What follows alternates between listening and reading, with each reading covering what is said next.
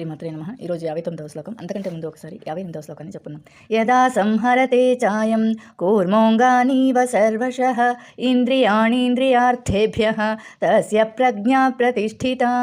59వ శ్లోకం. విషయా వినివర్తంతే నిరాహారస్య దేహినః రసవర్జం రసోప్యస్య పరం దృష్ట్వా నివర్తతే. విషయ అంటే ఇంద్రియ విషయములు, వినివర్తంతే నిగ్రహించు, నిరాహారస్య స్వీయ సంయమనం పాటించి, దేహినః జీవాత్మకి, రసవర్జం రుచి తరిగిపోవుట, రసోప్యస్య రుచి కూడా అతనికి, పరమాత్మ దృష్ట్వా తెలుసుకున్న పిదప నివర్తతే తరిగిపోవును.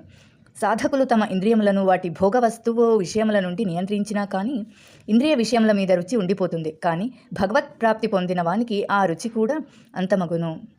శ్లోకాన్ని ఇంకొకసారి చెప్పుకుందాం.